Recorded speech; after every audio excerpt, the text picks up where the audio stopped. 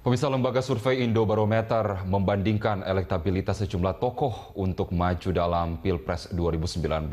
Hasilnya nama Joko Widodo, Prabowo Subianto, dan Basuki Cahayapurnama berada di urutan teratas. Dalam surveinya, Indobarometer mencatat nama Joko Widodo dan Prabowo Subianto masing-masing berada di urutan pertama dan kedua. Namun hal mengejutkan, dalam survei terungkap nama Basuki Cahayapurnama atau Ahok masuk dalam tokoh yang memiliki elektabilitas sebagai capres tahun 2019. Ahok berada di posisi ketiga saat Indobarometer mengukur elektabilitas capres dengan metode top of mind. Di samping itu, berdasarkan simulasi terhadap 18 nama yang dilakukan Indobarometer, terlihat dukungan untuk Jokowi di Pilpres 2019 masih dominan sebesar 31,3%. Disusul Prabowo 9,8%, sementara Ahok menempel ketat di posisi 3 dengan dukungan mencapai 8,3%. Survei Indobarometer berlangsung di 34 provinsi pada tanggal 4 hingga 14 Maret 2017 dengan margin error kurang lebih 3%. Tim sukses calon gubernur petahana Ahok Jarot berhasil mengumpulkan dana kampanye sebesar 12,3 miliar rupiah di minggu kedua. Tim ses optimistis dapat mengumpulkan target 25 miliar rupiah dari total 2.050 partisan. Bendahara tim ses Ahok Jarot, Charles Honoris, memastikan perencanaan dana kampanye rakyat efisien dan efektif. Saat ini butuh 12 miliar lagi untuk mencapai target 25 miliar. Tim ses berharap masyarakat dapat kembali berpartisipasi dalam patungan dana kampanye putaran kedua. Tim ses menghimbau agar setiap donasi dilengkapi dengan formulir agar transparan. Pengumpulan donasi akan ditutup pada 7 April mendatang. Dana kampanye akan digunakan untuk pelatihan saksi di TPS, pembuatan iklan, dan keperluan logistik kampanye.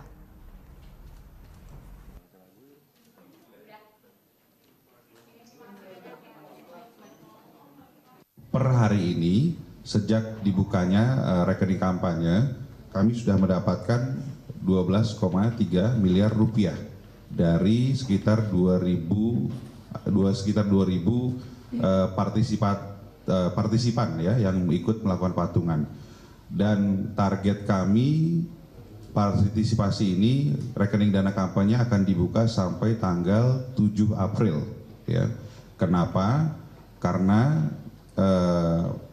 perencanaan kampanye kami sesuai dengan instruksi dan diskusi dari pasangan calon kami, Pak Ahok dan Pak Jarot. Semua kegiatan kampanye kami harus efektif dan efisien. Pemirsa, calon gubernur nomor urut 2 Basuki Cahayapurnama atau Ahok dijadwalkan menghadiri diskusi publik di Media Center Cemara Menteng, Jakarta. Dan untuk mengetahui diskusi publik tersebut, kita bergabung bersama dengan reporter Kristo Suryokusumo. Baik Kristo, apakah Ahok sudah hadir untuk mengisi diskusi publik di Media Center Cemara? Ya, baik Yasi, hari ini Ahok dijadwalkan untuk hadir di diskusi publik yang berlokasi di Media Center Cemara, yaitu di Jalan Cemara nomor 19 Menteng, Jakarta Pusat. Acara diskusi publik ini sendiri terbagi jadi 2 bagian, yaitu pukul 10:30 siang dan pukul 1 siang. Untuk pukul 10:30 siang, diskusi ini bertema Perempuan Jakarta dalam Merawat Kebinekaan. Dan sebelum diskusi pertamanya dimulai, Perempuan Peduli Kota Jakarta atau PPKJ menyampaikan sejumlah poin yang diantaranya adalah kebinekaan merupakan kekayaan yang perlu dirawat bersama. Lalu yang kedua ada sejarah kemerdekaan Indonesia mencatat perempuan selalu aktif ikut menegakkan dan memperjuangkan keadilan dan demokrasi sebagai nilai yang tertuang dalam UUD 1945. Dan poin terakhir adalah peningkatan kesejahteraan perempuan dan kelompok rentan lainnya memerlukan pendekatan yang konsisten, bersih, berpihak, dan berkelanjutan.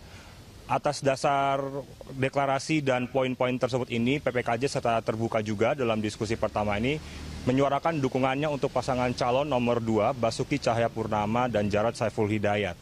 Dan untuk diskusi pertama ini juga menghadirkan sejumlah tokoh sebagai pembicara. Di antaranya adalah Ruby Khalifah, Direktur Asian Muslim Action Network atau AMAN, dan juga merupakan intelektual dari Nahdlatul Ulama. Lalu yang kedua ada Profesor Saparina Sadli yang merupakan tokoh penggerak perempuan di bidang pemberdayaan perempuan. dan juga terakhir ada sutradara dan produser film Nia Dinata. Lalu untuk diskusi yang berikutnya yang akan berlangsung pada pukul 1 siang ini bertemakan Ahok tidak menista agama, dengan pembicara berasal dari tim kuasa hukum Ahok, yaitu ada Hampri Jemat dan Triana Desroja. Lalu berikutnya menghadirkan sejumlah ahli, yaitu diantaranya adalah ahli agama Islam dan juga Rais Syuriah PBNU DKI Jakarta, Kiai Haji Ahmad Isomuddin, dan berikutnya adalah ahli bahasa dan juga guru besar linguistik dari Fakultas Budaya Universitas Indonesia Depok, Profesor Dr. Rahayu Sutiarti. Meskipun Ahok dijadwalkan untuk hadir di diskusi publik pada hari ini, namun hingga pukul 12 siang ini Ahok belum terlihat di media center Cemara, namun acara diskusi publik ini tetap berjalan sambil menunggu kedatangan Ahok. Pemirsa, dalam lanjutan kampanye putaran 2 Pilgub DKI 2017, Cawagup nomor urut 2 Jarod Saiful Hidayat berkunjung ke Sanggar Seni Ketoprak. Dalam kampanyenya, Jarod berjanji menyiapkan rusun bagi pegiat seni budaya. Tiba di Kelurahan Sunter, Tanjung Priok, Jarod Saiful Hidayat disambut para pendukung. Di wilayah ini, Jarod dijadwalkan bertemu pengasuh Sanggar Kesenian Ketoprak. Di sini Jarod meminta agar kesenian budaya terus dilestarikan. Tidak hanya mengusung kesenian adat Jawa, Jarod juga berharap agar kesenian dari seluruh Indonesia dapat dilestarikan. Bahkan Jarod menjanjikan memberi tempat kepada para pegiat seni di rusun-rusun yang saat ini masih dalam tahap pembangunan. Salah satu syarat yang diberikan Jarod adalah para pegiat seni ini juga memberi pelatihan. Betul nggak? Kita bisa secara aktif di dalam melestarikan. Orang Barata itu bisa menjadi salah satu pusat pengembangan budaya, bukan hanya budaya Jawa, tapi juga budaya Indonesia. Yang kedua, sudah kita sampaikan bahwa kalau kita itu betul-betul berbudaya budaya, maka tidak boleh kita berpikir setiap bulan selalu tergantung kepada hibah, tapi berdasarkan program kerja mereka. Dan Pilkada DKI Jakarta putaran kedua saat ini masih dalam tahapan masa kampanye, termasuk debat kandidat. Tahapan putaran kedua ini dimulai pada 6 Maret 2017 lalu dengan tahapan penyusunan serta penetapan daftar pemilih yang berlangsung hingga 4 April mendatang. Sementara masa kampanye berlangsung sejak 7 Maret hingga 15 April nanti. Tahapan berikutnya adalah masa tenang yang akan berlangsung pada 16 hingga 18 April 2017. Pemungutan suara sendiri dilaksanakan pada 19 April 2017. Setelah pemungutan suara, tahapan berlanjut pada rekapitulasi penghitungan suara di tingkat kecamatan hingga nantinya tingkat provinsi pada 20 April hingga 1 Mei 2017, dan tahapan terakhir adalah penetapan calon terpilih tanpa sengketa pada 5 serta 6 Mei 2017. Ya, selanjutnya untuk persiapan debat kandidat putaran kedua, apa persiapan sudah dilakukan, Ardi?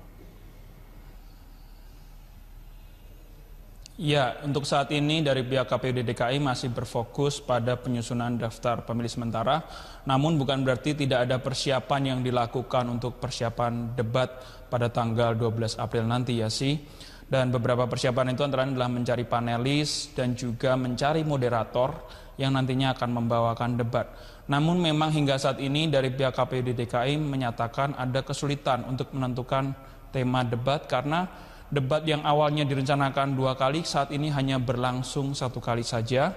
Selain itu juga karena debat kedua ini bertujuan untuk melakukan penajaman visi serta misi, maka dari itu dari pihak KPUD DKI harus memilih satu tema yang tidak terlalu luas tapi juga tidak terlalu sempit, sehingga bisa memberikan ruang bagi para kandidat untuk menyampaikan visi dan misi mereka dengan tepat, sehingga nantinya bagi warga DKI Jakarta dapat memilih pemimpin yang sesuai. Pemirsa, Partai Amanat Nasional resmi mendeklarasikan dukungan untuk pasangan Anies Baswedan dan Sandiaga Uno di Pilgub DKI Jakarta putaran kedua nanti. Acara deklarasi dihadiri Anies dan Sandi dan dipimpin Ketua Umum PAN Zulkifli Hasan. Deklarasi dukungan disampaikan Ketua Umum PAN Zulkifli Hasan di kantor DPP PAN Jakarta. Zulkifli mengatakan keputusan partai mendukung Anies Sandi berkat aspirasi dari bawah. Selain itu PAN dan Anies Sandi juga memiliki kesamaan visi misi. PAN meminta Anies dan Sandi melayani warga ibu kota dengan maksimal dan penuh cinta kasih.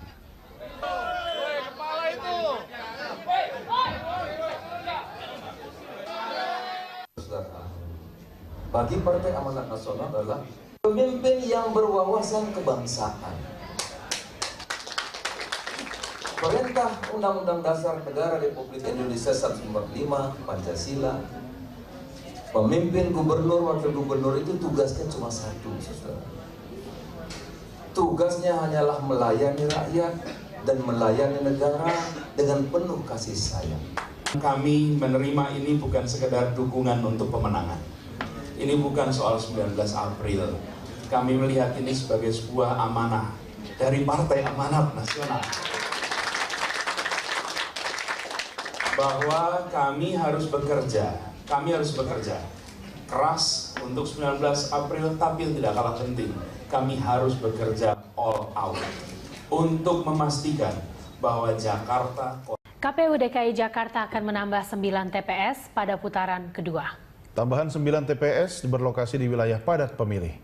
Dengan penambahan TPS, harapannya dapat meminimalisir hilangnya hak pilih masyarakat. Sebelumnya, Pilkada DKI putaran pertama mendapat kritik tajam dari berbagai kalangan karena banyak pemilih tidak dapat menggunakan hak suaranya. Selain karena permasalahan DPT, banyak TPS tidak sanggup menampung semua pemilih di DPT mereka sehingga terjadi kekacauan.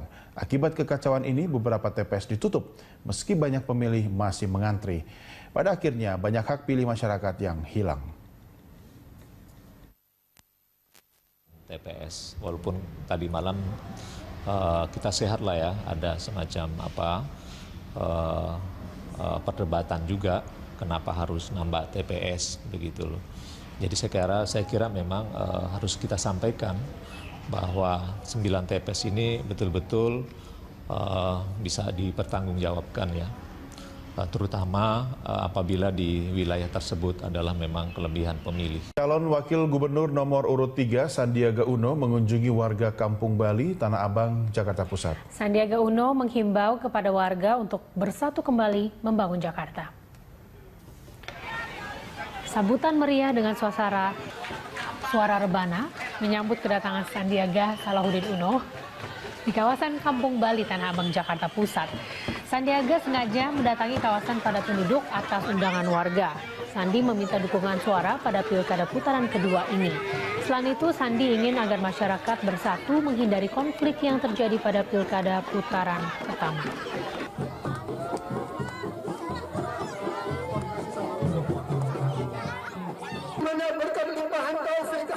Di sini kita harapkan warga bisa bersatu. Banyak yang memilih pasangan calon nomor 1 kemarin yang menyatakan akan bergabung. Juga ada beberapa dari teman-teman yang memilih calon nomor 2 juga ingin bergabung. Kami mempersatukan dan kami ingin ada solusi untuk membela warga kebanyakan mengenai keadaan ekonominya, lapangan kerja dan juga keinginan kita untuk menghadirkan pendidikan yang lebih baik. Pemirsa, calon gubernur nomor urut 2 Basuki Cahayapurnama atau Ahok dijadwalkan menghadiri diskusi publik di Media Center Cemara Menteng, Jakarta. Dan untuk mengetahui diskusi publik tersebut, kita bergabung bersama dengan reporter Kristo Suryokusumo.